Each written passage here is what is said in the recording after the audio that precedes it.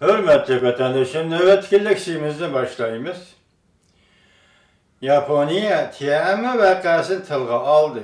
Amerika Yaponiya Janubi dengizde Jungoga qarşı turishni kuchaytirgan bo'ldi. Mavzulu xabar 3-ayning 27-kun Doyut orbitida e'lon qilindi. Janubi dengizning vaziyati davomli jiddiylashmoqda. Amerika ve Amerika Qo'shma Shtatlarning ittifoqdoshlari vaziyat to'g'risida Jungoni tilg'ayotdi. Amerika Qo'shma Shtatlari Davlat Mudofaa Ministerligida Osiyo Tinch okean ishlariga mas'ul yordamchi ministr David Sherr 3-ayning 27-kuni Amerika Qo'shma Shtatlari bilan Yaponiyaning Janubiy dengizda iqtidorli qurilish va hamkorlikni kuchaytirganligini jakarladı. O mundaq ta'kidladi. Amerika Qo'shma Shtatlari bilan Yaponiya ittifoqi Yangi Osiyo Tinch okean rayonining tinchligi va muqimligining asosi. Shu kuni Yaponiya Erkin Demokratlar Partiyasining muavin boshlig'i Masahiko Komura apandi fikr bayon qilib, o'xshashli Amerika Yaponiya ittifoqining Osiyo Tinch okean rayonining muqimligi va tinchligida muhimligini ta'kidladi. Tasodifiy holda Tiananmen voqeasini tilga oldi. Amerika matbuotlari 3-ayning 27-kuni xabar qilib bunday ko'rsatdi. Muavin yordamchi ministr David Sherr shu kuni Washingtonda strategiya va xalqaro tadqiqot markazida nutq so'zlab, Amerika Yaponiya ittifoqi Janubiy dengizda qanday rol o'ynashi mumkin deb savol qo'yilganda, yordamchi ministr bunday javob berdi. Amerika Yaponiya ittifoqi Osiyo Tinch okean rayonining tinchligi va muqimligi uchun intayin muhim. Men Sharq-Shimoliy Osiyoni ko'zda tutmadim. Sharq-Janubiy Osiyo va Janubiy dengizni ko'zda tutdim. Bu munda ko'rsatdi. Yaponiya Amerika Janubiy dengiz atrofida hamkorlik va iqtidor qurilishini kuchaytirib qolmasdan, ham bu rayonda moslashib harakat qilishni kuchaytirdi. Yordamchi ministr David Sherr mundaq ko'rsatdi. Amerika allaqachon Sharq-Janubiy Osiyo ittifoqdoshlari bilan birlikda Janubiy dengizdagi iqtidorini kuchaytirdi. Bu rayonning bexatarligini yuqori ko'tarish uchun Amerika 2018-yili 4 dona harbiy parxod avatib Singapurda turg'izdi. Ondaqda Amerika Qo'shma Shtatlari 1970-yildan hisoblaganda tunji qatim Janubiy dengizda askar turg'izgan bo'ldi. Tahlilchilar mundaq ko'rsatdi. Amerika bu harakat orqali Osiyoda harbiy ta'sir kuchini kuchaytirib, Jungoning Janubiy dengizda o'zliksiz kuchayishiga tahdid paydo qilmoqchi bo'layotdi. Amerika Qo'shma Shtatlari Davlat Mudofaa Ministerligining yordamchi muavin ministri David Sherr Amerika Yaponiya qo'llanish ko'rsatkichini davr qilib turib nutq so'zladi. U mundaq ko'rsatdi.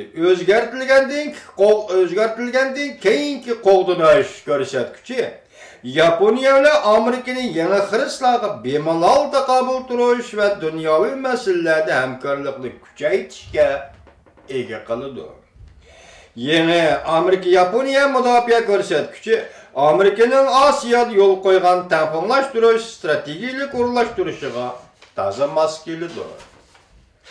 Qayta tamponglashtirish strategiyasining harbiy o'rinlashtirishning bir qismi sifatida Amerika Qo'shma Shtatlari Davlat Mudofaa Ministerligi tadrijiy holda Amerikaning eng ilg'or harbiy qurollarini Yaponiyaga o'rinlashtirdi. Shu kuni Yaponiya hokimiyat boshidagi Erkin Demokratlar Partiyasining muavin boshlig'i Masahiko Komura apandi nutq so'zlab, Amerika Yaponiya ittifoqining Osiyoning muqimligi va tinchligida muhim kuch ekanligini ta'kidladi. Masahiko apandi nutqida asosiy qonun nima uchun o'zgartirilganligini nuqtaliq sharhladi. O mundaq ko'rsatdi.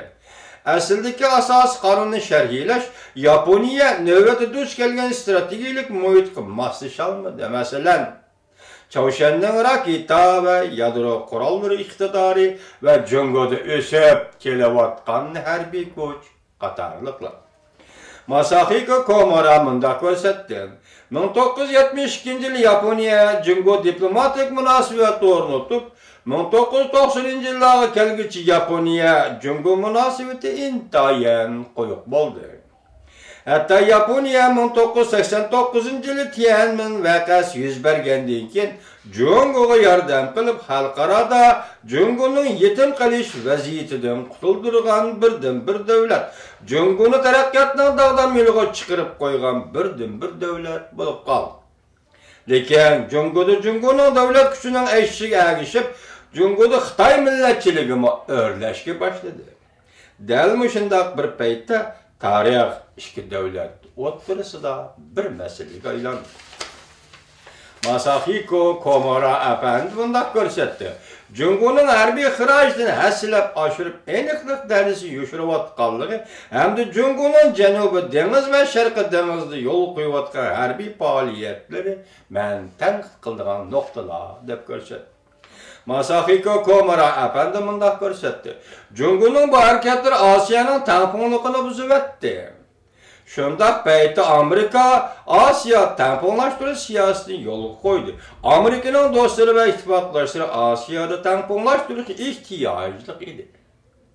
Masahiko Komura apandi Yaponiyaning vaziri Shinzo Abe apandining 4-oyning oxirida Amerika Qo'shma Shtatlarini ziyorat qilishining ahamiyati ustida to'xtalib, bu qatam Yaponiya vazirining Amerika Qo'shma Shtatlarini ziyorat qilishi davlat ichi va davlat sirtidagi dunyoga yangi qatlam bo'yicha taraqqiy qilayotgan Amerika Yaponiya ittifoqini oshkorlash va ko'rsatib qo'yish uchundir deb ko'rsatdi.